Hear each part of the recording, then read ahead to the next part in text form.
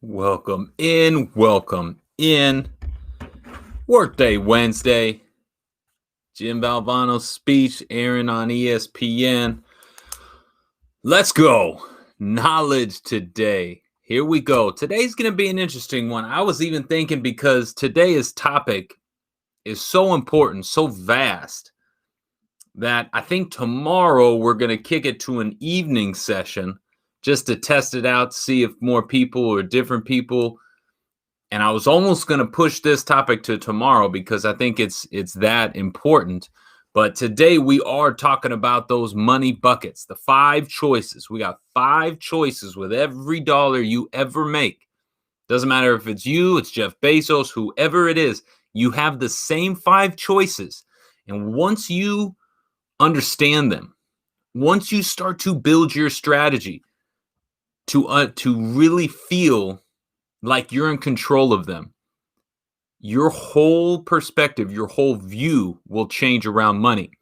J-Rock, what's up with it? Jesse Pinkman, what's good? What's really good? That's what we want to know. Damn it, Jesse. Jesse hit me with a go dogs. I want to say something, but I'm going to take a breath. No, man, I'm just bummed we didn't get to play.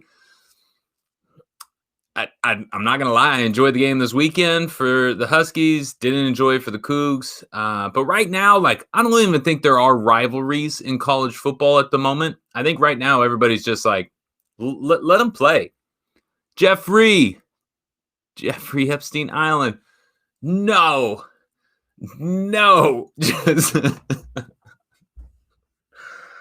Oh, I guess you have your choice of what you want to be called. So what's up? I'm just going to go with Jeffrey. But yes, I want to, there's a couple topics, current topics. I want you all to drop in some questions.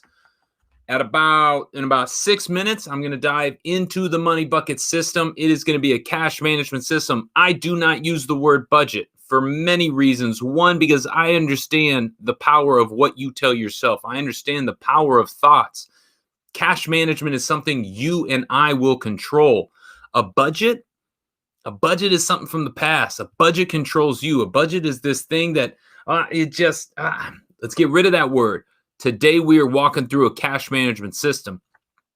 But before we get there, because we want to let people jump in, have you seen, and this is an interesting one, it's going to touch upon one of our buckets today around society and taxes.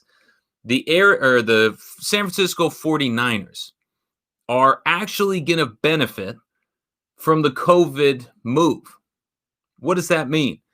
JT Georgelis and Tyler 268, they asked me, they're like, wait, how are the Niners going to actually benefit from being transmitted or transformed by the COVID virus? It's a very interesting question. Well, as you and I both know, in the NFL, you get paid week to week by game check. Now, the NFL and Santa Clara has decided you can't play these next couple home games at home in San Francisco. You don't get to play them in California. You got to go to Arizona to play these games. Well, what that does, and obviously no player knows this or is gunning for this, but what that does is it takes the highest income tax bracket by state. New York, California are the highest income tax brackets by state. What it does to the San Francisco 49ers and the other players that were going to play in the Bay, it takes that state income and drops it by half. In Arizona, it's about 4%. So without doing a damn thing, the San Francisco 49ers players get to look at these games and say, we just made 7% of our paychecks more by playing in a different state. A guy just road raged in front of me. J-Rock, number 1. Take that breath. Don't respond. That person is dealing with some other things right now. You let them go and deal with that. So pay attention to the road. Don't respond. But I miss road rage. I haven't even got in my car in like 4 days, man. We're locked down. Is that how it works for all pro sports away games? Yes. Good question, Joe Kim. 3 mic, not 1, not 2, but we're welcoming in 3 mic. Your tax rate depends on the site you play at. Absolutely. And this is something we're going to talk about later in our money vehicle when we get to the tax chapter. But yes, as you look at it, the idea of you pay taxes where you make it. So if I earn my taxes in Texas, I pay taxes. If I earn my taxes, earn my income in Nevada, whatever state, I pay it in that state. So that's why the Arizona Cardinal or the California and Arizona one's kind of interesting at the moment. Man's coming for my brand, Mike 3232. That's true. Florida has no tax returns, even for NFL. So J-Rock, Florida has no state income tax. They always have a tax return. But yes, you're absolutely right. Florida is one of about 7 states without a state income tax. Another one would be where I'm sitting right now in Washington. Last question, and then we're going to start getting rolling. Apple headphones, $550. Anybody going out and buying those? I honestly just gotta know. Like, typically, I'm like, because we're on Zooms all day, I'm using these joints. $550 for headphones. Like, what are you gonna whisper in my ear worth $500? How do W-2s work? The James 04. The James. Did you see LeBron's feelings got hurt by Kyrie? Hey, yo, from Yakima. Like it. What's up, Northwest?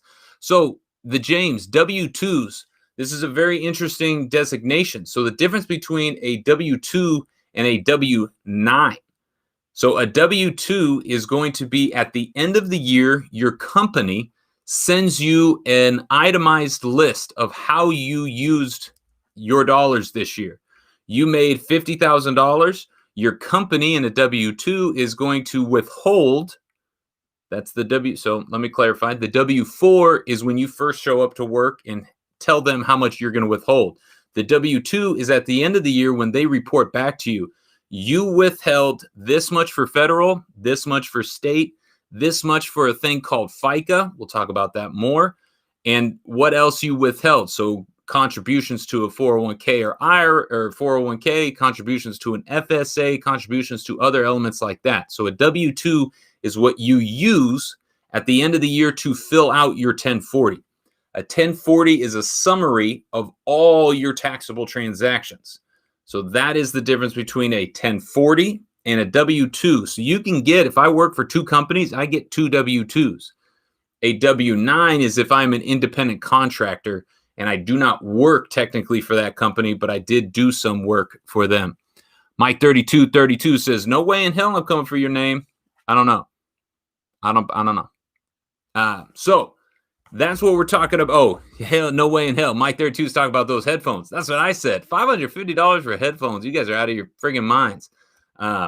Because it doesn't even have like, if it had like a, hey, this is the new cool, great headphones, and then you can turn them into a virtual thing where you can talk on them.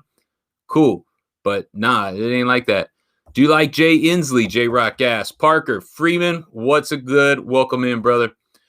Jay Inslee. We're not going to get political on this, but it's been a frustrating year, and it's not all Jay's fault. He's been handed a kind of a shit sandwich, and he's dealing with that. But heavy is the head that wears the crown, and I will say this. I know a lot of people who are not happy with Mr. Inslee. I'd rather spend that on a compassion bucket or a future bucket instead. Boom. John Kim, that's a man. Is Gardner Minshew back? Gardner Minshew's back in the house. He comes and he goes. You never know where that mustache is going to show up. But welcome back in, Mr. Gardner Minshew. Saw you the other day. Appreciate you. Welcome comments. Welcome questions down south. So today we are talking about that money bucket system. I want to spend the next 5-10 minutes or so and really introduce you to how simple this plan of action can be, and how, if you really want to start going somewhere in your finances, if you really want to get control of your future, this is going to be possibly the most important aspect, this cash management system. We've asked you this in days past, but if you got $100, $1,000, or $10,000, we now understand how we're going to look at it. That is the perspective. What type of ore are you? But now we want to start to discuss with Derek Peasy how we're actually going to implement. What is our cash management system? And it is always based upon what is ideal versus what is real. What is ideal, what is real. And you need to have both measurements. So if I handed you $1,000, what were you going to go do with it? I think that is a very important measurement, because you need to understand why we're setting up a cash management system. Is number one, it gives you a plan. We set our rich goals. We're all getting in a bus. We're driving from Seattle to New York City. New York City is our rich goal. But how are we going to get out of the driveway? How do we get to a freeway? Which freeway do we take? How fast are we going to go on that freeway? When do we have a bathroom stop? What are we eating along the way? That is your cash management system. That is what it does for you. So it gives you a plan. It also gives you measurables. What you are really going to understand with these trackable items now is at the end of a month, you're going to be able to see how you did. That is an aspect to money that people don't really appreciate. Is getting a paycheck and just hoping at the end of the month is not a plan. It is not a strategy, and is not what we do with Money Vehicle. So it gives you measurables, and it shows you your progress. If I know each and every month I'm doing XYZ percentage, I know where I'm going, I know how I'm going to get there, and it is beginning to show me that progress. Not only does it do that, but a cash management system will show you how much risk you are taking on right now by giving you ratios, and it will also show you how you are going about getting your goals and your rewards. So this idea today, I know I want to raise my net worth. I know I got to go out and do that. How do we do that? Well, we're going to decrease liabilities. We're going to increase assets through our system and through our cash management process at the moment. So the five choices you, me, Jeff Bezos, every human being has with every dollar they make: society, past, present, future, and a compassion choice. Your society, your past, your present, your future, and a compassion choice. That is your cash management system. This is a money bucket system that I get to use. I was on a call today with the NFL league, with NFL players. This is the same methodology I show to them. It is the same methodology I show to a 16-year-old with a side hustle, and the same one I get to show to people preparing for their freedom and their retirement. If you can master this, and again, it's a high level. I'm not a Excel documents, show me the dollars and the dimes kind of thinker. I am a high level thinker. You show me the direction of where we're going, and I can manage and personalize it from there. So as you begin, it begins with that society choice. And I don't want people to think society is a bad thing. We'll talk about exactly what taxes pay for when we get there in a few days. But what I want you to understand right now is that society, our taxes, pays for everything in between what I own and what you own. Society is an important aspect of what our paychecks go to and what we earn. Can you have an opinion on how much and where and what taxes go to? I encourage it. You absolutely should. But as we look at it today, I want you to realize, and again, I'm in the greater Seattle area. I talk to a lot of wealthy people. I want them to understand income tax happens when you make money. Property tax happens when you own a home. Sales tax happens when you buy something. Taxes are associated with positive events, not negative. So people need to have this understanding and change that perspective from a negative to a positive. We must appreciate and see what society pays for. One of my personal favorites is I have a sister with special needs. Taxes support sis and how she goes about living. The second choice is going to be our future choice. And this is perhaps one of the most important ones for you as Adam House comes in and Giant Jenga. What is that future choice? What percentage of your paycheck are you willing to put towards your future and your goals? That is a question you need to be able to ask and answer on the bat. I want to pay myself first. We're going to talk about that here more in a second because we're going to restructure our buckets. But our future choice, if you ever want to have FU kind of money, you got to prioritize future you. Nobody else cares about future you. That is a rookie to veteran lesson I appreciated and implement today. Walking into an NFL locker room, veterans will look you in the eyes and say, listen, young man, we all play for that name on the side of the helmet, but that one on the back, you got to take care of that person. If you're not taking care of this one, nobody else is. I get we do things for the team. I get we prioritize. That person is on you, future you. And it is extremely hard. If you're watching this, you're on here, you're 16, 18, 20, 25, 45. It's really hard to see ourselves 10, 20, 30 years into the future. It's hard for me to see myself in 20 years. But that's the person we got to pay first. That is the person that, again, if Philadelphia Jewel doesn't pay themselves first, if they're not worried about themselves in 3 to 5 years, who is? No longer the government. We talked about that on the first day. First day. Government can't do it. Your company ain't going to do it. It has to be on you. So pay your future self first. That third choice is going to be the pass bucket. So when we look at anything due before the first of the month, this is actually the easiest one to measure and track. And I would highly recommend everybody on be able to measure this one. One of your New Year's goals coming up on 2021, and trust me, we'll get to 2020 wrap up and ways to proceed into the new year. But if you can tell me, I know I'm coming up on October 1st, December 1st, January 1st, whatever month it is, and you can tell me how much money has already been spent, you are in a financially better position than 75% of the world. Most people have no idea how much money is already being spent before that month begins. And that is a trackable number that we all need to understand. So what are those? Those are debts, credit cards, student loan, home loan, car loan, uncle loan, whatever it is, and bills. I got bills that have already gone in and started to be spent. I got internet, I got electricity, I got cable, I got whatever it is. You have bills. Look at your bank statements. You will be able to see those repeatable items. If you can add those up, simply just by looking and starting to just put a little checks and then add them up at the end, you will be able to measure how much is your past choices. Anything due before the first of the month, that is a past choice. That is one that I would challenge each and every one of you. If you walk out of here with one thing, measure that number, know that number, because in a second, that number adds into your burn rate, your monthly burn rate. And with your burn rate, you can set up your entire portfolio in your financial plan. So we went through society, future, past, looking at our present. Looking at your present, that is your daily choices. When we look at Wavy Head says, hey, I know I want to spend X, Y, or Z, but I don't want to feel guilty about it. How can I go about my spending? How can I go about using my dollars and not feel guilty? Great advice, going to do it. I love it. User 509, welcome, appreciate it.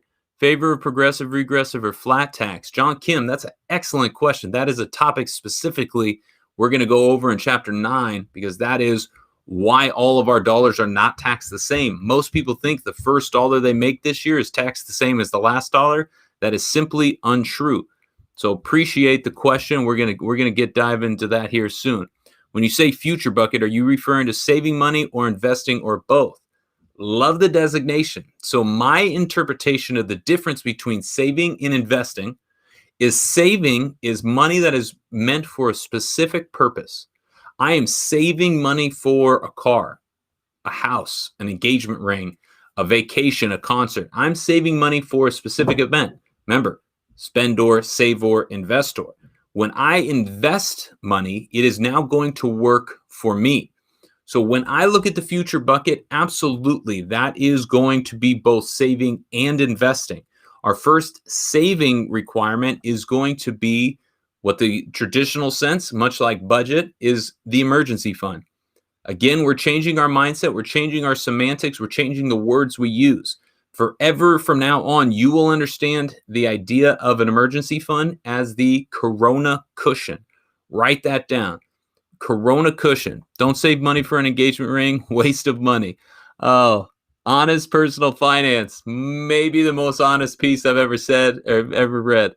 Thank you for the clarification, brother. John Kim, always, bro. Keep the questions coming. So Honest Personal Finance says, don't save money for an engagement ring. Short, important story. I actually didn't save money for an engagement ring. We talked about it. I blew my entire first check on it. But that's because I proposed with a ring pop. If you ever had a ring pop, they were amazing. But I proposed with a ring pop, and then I let my fiance, my wife today of 11 years, let her go choose her engagement ring. That would be my personal finance tip. Don't let your spouse or your fiance choose their engagement ring. Have a little bit of a conversation beforehand. But appreciate the advice, Derek. Absolutely, that's what we're here to do. Appreciate you tuning in. So as we look at it, the present day choice, we want to land in this and spend guilt-free, because once we start managing this system, we can look at that bucket and say, these dollars are meant for me to go and use. So the fifth and final bucket is going to be that compassion choice. And this is the one I wanted to highlight today, because science is telling us this is the happy choice. You ask most people and you say, well, what do you get the most happiness out of? Well, a lot of people would say, spending, going to the mall, putting it into my future, paying down debt. Some people get satisfaction out of. The compassion choice is any dollar that you are going to favor or impact somebody else, somebody outside of yourself. Could that be a charity? Absolutely. Could it be your friend's birthday? Sure. That is a compassionate choice. So as you look at this, a lot of people push back at me and say, hey, I don't have money to go and be charitable. I don't want to give away all my money. That is fine, because you have your time, you have your talent, and you have your treasure to go and impact somebody else. So as you look at this compassion choice, begin to start to understand, I don't just have to give out money. I can impact people doing other things. But what I would challenge you to do is find that compassion choice. Find something that you are excited about impacting, excited about giving to. Could be a person that has helped you, could be an institution that has supported you. It could be a cause you believe in and you connect with. So looking at that. So as you look at these choices, I want to give you what is a cash management strategy and reorganize them and give you a percentage of what should fall into each one. So our first choice in our first bucket is going to be our future selves. Before society, it comes to our future self. You want a financial plan in a sentence? I made $1, I saved a dime. I made $1, I saved a dime. That means every dollar I make, 10% is going to future me. You're going to hear a lot of people out there saying, you can use your time towards compassion. Time is valuable and comes with an opportunity cost. No doubt, John Kim, people need and want your time. And I love the identification of opportunity costs. So as you look at that 10% going to your future you, people are like, oh, 10% is not enough anymore, blah, blah, blah. If you put 10% of every paycheck you make throughout your life towards future you, I guarantee it will be enough to retire and enter your freedom years. So look at that. J-Rock, time is money. That is the opportunity cost quote of the day. So looking at future you, 10% is going to go into savings first, Corona cushion, and then we're going to start looking at investments, our Roth account, and going and creating employees in the picture. So first 10% goes to future you. Then we look at that society choice. I always like to say, give a quarter of my check to society. Is that the standard for everyone? Absolutely not. We can talk about the specifics and personalization, but that is what's important about these choices, is you get to manipulate them. You get to use them to however best you want to control them. So if I put a quarter into my society choice and you come back and you say, hey, I'm not actually going to be putting 25% in there. I'm not in that tax bracket. I didn't pay that much in sales tax. I don't have property tax. Well, then you get to shift those percentages into another choice. That is what is so neat for you. This is like when I would go talk to NFL salary cap people. They would say, hey, we have a set number. Everybody thinks we have this magical, bag of coins back here, but really we have a set number. And if we give it to this person, we have to take it from that person. Your money buckets are no different. If you take it from the society choice, you get to choose where else you want to put it. I love the guidance though, 10% to future, 25% to society. That way you will never be surprised come April when taxes are due You've already set aside, you've already withheld, you are already prepared for that. Then we move to our past choices, which for most of us, being young, having loans, is going to be the priority choice bucket.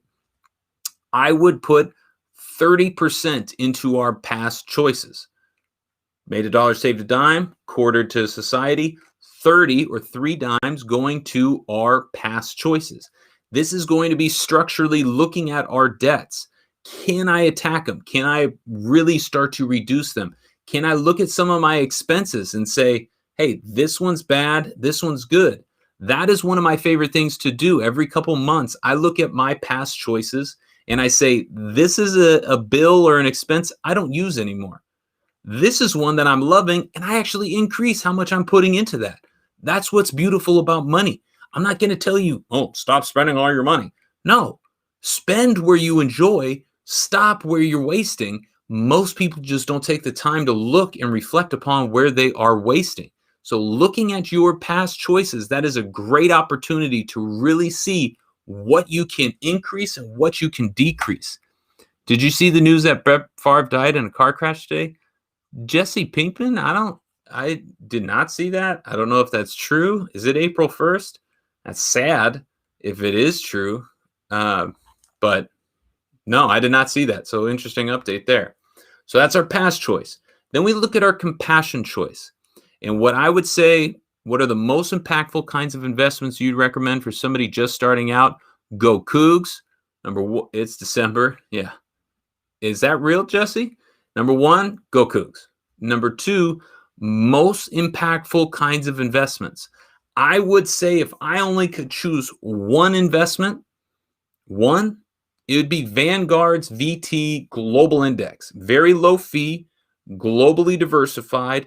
And as a young investor, and you are probably younger than me, if I am 20, I got 40 years and all I'm doing is betting on the world's economy. I'm betting on in 40 years, we will still be here and the economy will be higher than it is today. If you want to have a tilt towards America, you can go with the S&P 500. That will favor you here. With those two funds, put 75% in the VT, 25% in an S&P, you're set. You're ready. They're index funds. They turn over. They're tax efficient. They're low fees. And you could, with just those two funds, go and spend the next 40 years and not even have to worry about it. So many people are jumping into Robinhood and being like, yo, these day trading, man, options, Forex, we got it. This is not the first generation of young people trying to do that, nor will it be the last generation of young people losing money in that. Short term, some people are having good success. Over the long term, it is extremely hard because that person needs to guess right continually. And you look at something like Netflix. Do you know what stock was the biggest winner of 2010 to 2020? Netflix. People didn't day trade it. They just stayed in it and they made 3,000 or 4,000% return. It's incredible. R.I.P. Brett Favre. It is real. J-Rock said R.I.P. I'm not verifying that, but that could be breaking news to me. Thanks, boss. Appreciate you sharing the knowledge and experience. Adam Householder, brother, that's what we're here for. This is what we want to do. I want to answer questions. I want to help you get to where you want to go. So that compassion choice, how much is going into the compassion choice? I just Googled it. He's not. Call Drew and ask him. Man, Jesse, that's a horrible rumor to start, bro. But you got me for a second, so I guess if that was your objective. We look at our compassion choice. Give me a penny for your thoughts. 1%. Why, if you are starting with this cash management system, do I say just start with 1%? Because when you become a mega millionaire, you will have begun the habit of compassion. Habit, yesterday, routines, processes, systems. That is what we really want to walk away from with simply a penny for your thoughts. 1 penny of your dollar is going to go to a compassion choice. So now we have made a dollar, saved a dime, quarter to my taxes, 30 cents going to my past choices, 1% going to that compassion. And what is amazing is there's about 34% left over to go into that present day choice. Why I love that is because now all of that money, I made $1,340. I get to go to the mall. I get to go out to eat. I get to go to the movies. I get to do whatever the heck I want and enjoy it because I've built a strategy, because I have filled up my money buckets. Quick overview: made a dollar, saved a dime. Future: 25% to society, 30% to my past choices, anything due before the first of the month. A penny for your thoughts, 1% to compassion. And then boom, the rest falls into your checking and today account, and you get to use that guilt-free. Really do something. I've tried Shopify, but my first store flopped, so I've kind of been scared to try. Really do something. So the Rendlermeister, explain yourself. I don't know what you're talking about. It might be true about, there's an article that says he did 17 minutes ago. I'm not lying, man. Not true on Brett. Mike Merck. Man, this is interesting. We got to get to the bottom of this, guys. I can't look. Somebody go and look for me. John Kim, Mike Merck, Parker, Jesse Pinkman is saying, Mike, he's calling, he's confident in this. And J Rock just said an article came out 15 minutes ago. That's heavy, man. That's a legend. That's a legend. Hopefully that's not true. Yes, it is. But this is what I challenge you to do. I got you. It's not true. Adam House, appreciate you, bro. Mike 3232, Blue somethings. Refresh your Google. Yo, Jesse's going to town on this thing. This is what we need. We need to start sending this out. Is this real? If I called Brett right now, because I got his number. Any of you believe I had his number? Some of you were like, does he really have Brett Favre's number? Why does he have Favre? He never played with Favre.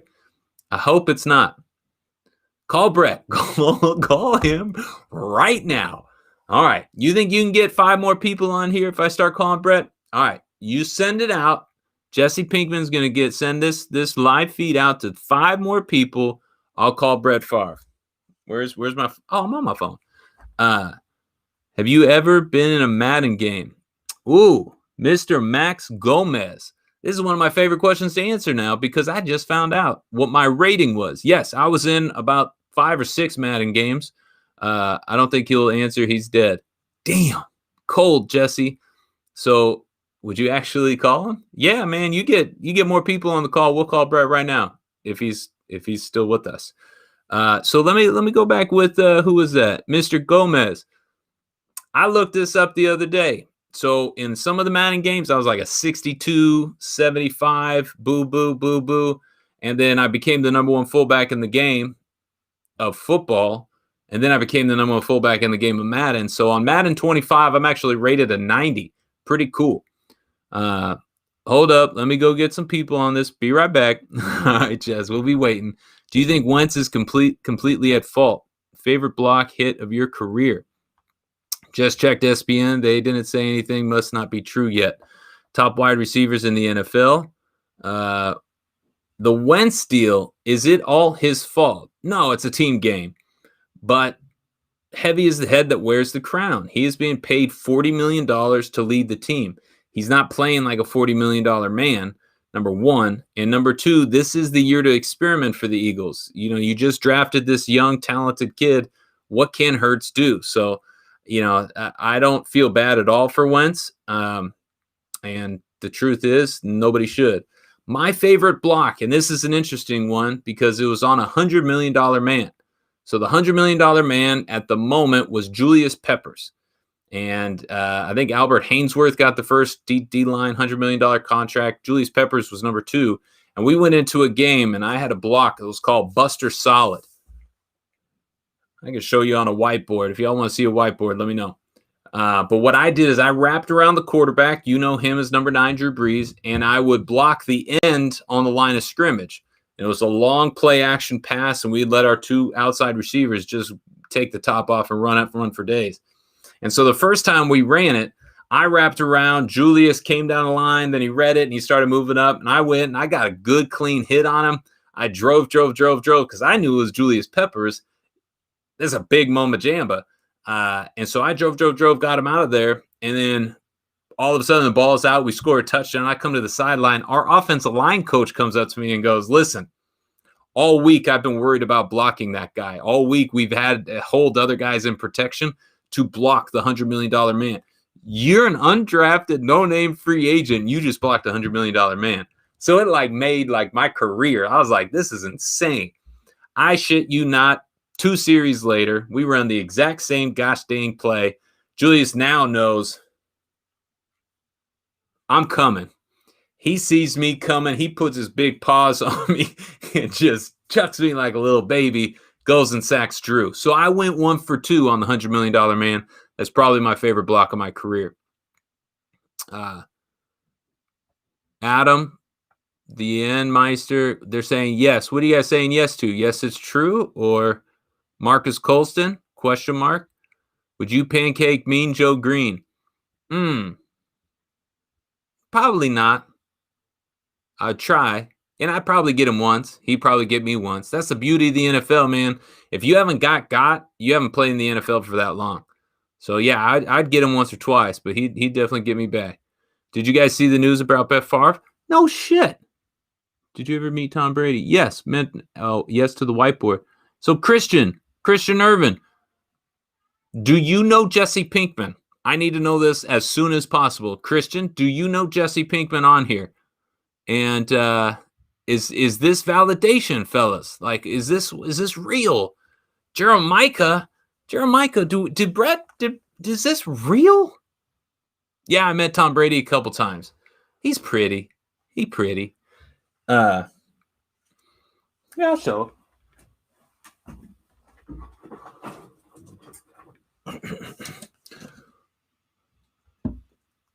I'm from Washington State. All right, man, Jesse, now I got to believe you.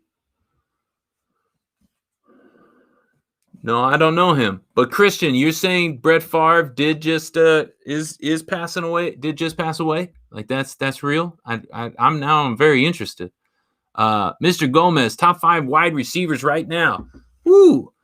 You give me your list, top 3, and we'll talk about them. I mean, I'm a who dat, babe. Got to go with Mr. Thomas down in New Orleans. Dave's News, not on ESPN or anywhere on Twitter. If not on Twitter, I'm not buying it. Call Brett, Jesse. Yeah, asshole. I'm with you on the Twitter, Adam. Like, if it's not on Twitter, they're trolling. I've checked SportsCenter and Google several times.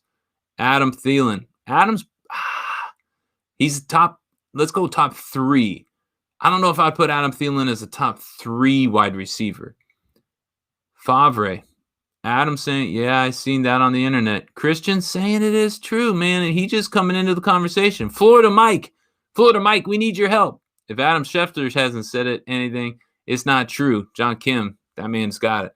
I've seen like 17 articles about it. Damn.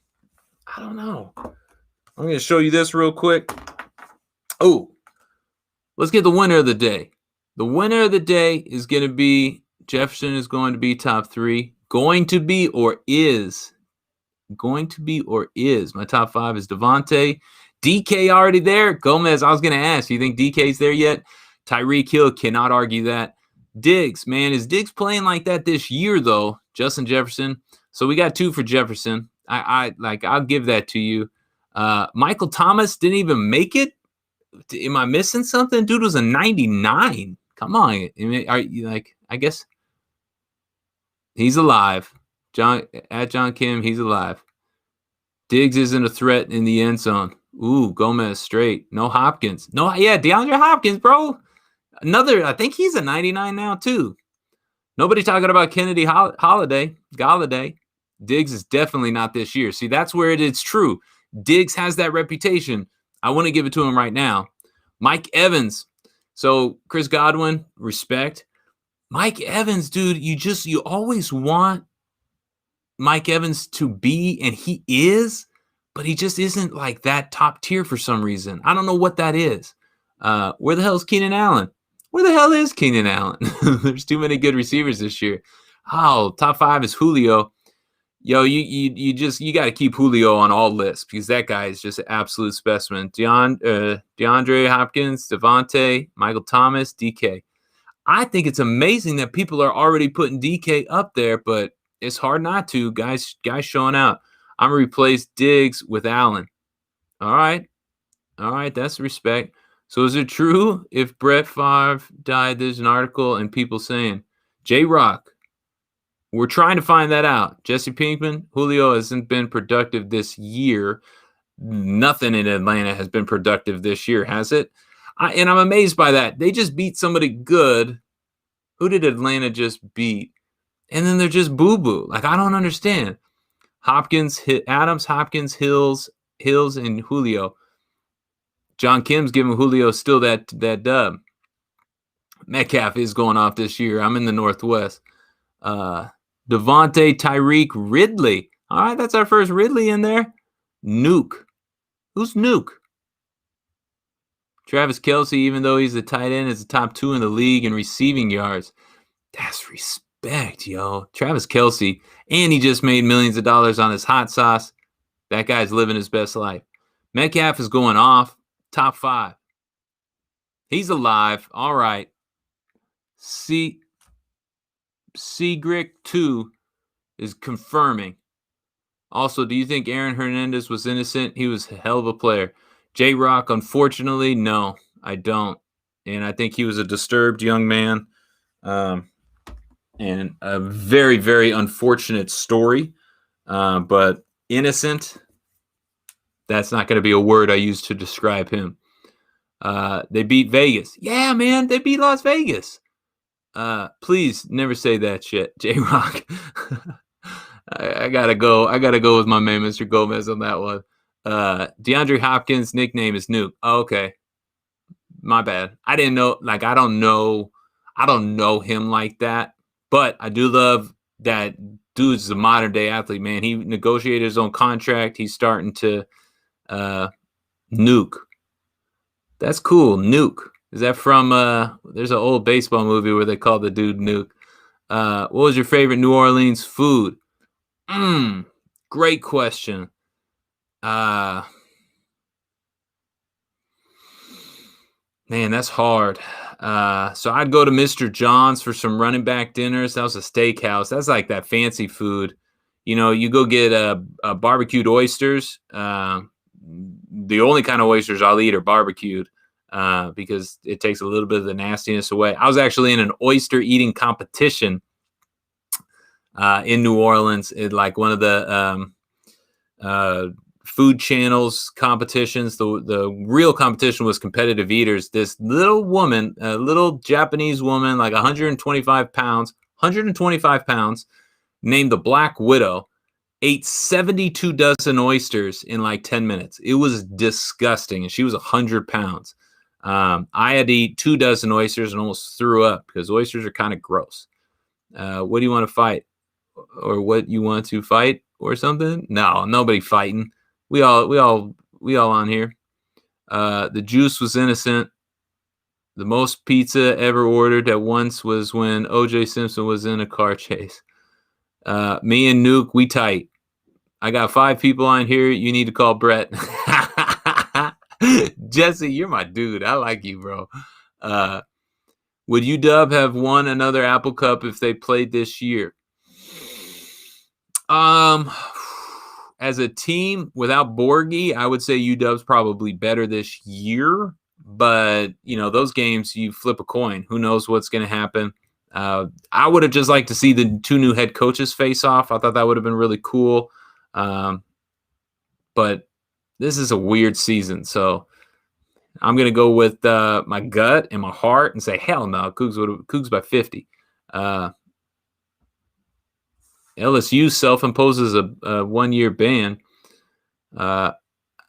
Is a spot in New Orleans. Atchafalaya. I don't even know what that is. You're a good guy. Keep doing what you're doing. I respect you. UW has won 7 straight. The Jets thinking. Yeah, UW's won too many lately, so we deserve one. But hey, this is what it's all about, man. I'm enjoying this. I've only been on TikTok for a couple, since October. But it's growing, it's working, and it's helping me get my message around. We just signed another contract with another club to use the course. So I keep jumping, man. I'm enjoying this. Are the Jets tanking? No, nobody tanks. You know why nobody tanks? Because this is your livelihood. This is your job. The Jets are a sad franchise this year. They are. But every year somebody's got to be in the bottom. And is there any NFL players you hate or they talk shit that you can remember? Every NFL player talks shit. Outside of maybe some offensive linemen are pretty quiet, but everybody I went up against would call me names, tell me, and it's all a mental game. They try to intimidate you. Can I get you to fear me before we hit? Beautiful thing about a fullback is I don't got to talk any smack because my job the next play is to come just smack the snot out of you. So you don't ever see a fullback and a linebacker having to fight verbally that much. DBs, wide receivers, that's why they chip all the time, is because they won't go hit each other. Is Baker Mayfield legit? Is Baker Mayfield legit? Well, he's starting NFL quarterback, so that's pretty good. Is he a top tier? Which top tier I would put 8? Is he in the top 8? I'd be very curious. Xiao's photograph. Do you think he's in the top 8? I'm going to reserve my comment until you think you respond to that. Best player you've ever played with? I've played with a couple Hall of Famers. That's a tough one. Obviously, Drew comes to mind because he's going to be one of the best of all time. So just decided to take when they hired Case. It's growing good since October. J-Rock, appreciate you, bro. But you know what's crazy is like now I look at it and I'm like, why can't I get to 50 grand, 50 peep, 50,000, 50K? Like I was in the NFL, now I'm a CFP. Like people know my content's somewhat okay. I'm trying though. And this is what's going to be fun is like, you just got to keep experimenting, keep throwing shit on the wall. Favorite NFL player ever? Ronnie Lott, San Francisco 49ers. He came to my middle school. And I don't know if you guys know the legend of Ronnie Lott, one of the hard-hitting players of his time. But he cut off a part of his finger to keep playing. Google that story. Ronnie Lott cut off his finger to play in a game. Respect. Let's see. I don't think they're tanking. I just think they have absolutely terrible coaching. Yeah, savviest businessman in the NFL. I would say right now at the moment, Bobby Wagner and DeAndre Hopkins. Why? Because both of those, and look at that. Man, that's Grip Marshall. That's my man, Grip Marshall. All right, everybody go follow him. He's a dude. He also works with a ton of athletes. So if y'all want to get connected into the athlete world, ask him questions because he's smart, building his own agency right now. Savviest players, though, because they sat and they represented themselves. I today have a tough time emotionally sitting and representing myself in contracts, and I'm having contract talks and calls each and every day. It's a very personal conversation, and they did that with their careers and livelihoods on the line. Those two dudes are the modern-day athlete on the field as well as off because they are both investing and being preparing both their content platforms as well as business portfolios tremendously. So that's really cool. See, all right, Xiao's photography, S-House. Baker Mayfield, top 15. I'll give you the top 15. It's going to be hard to get into that top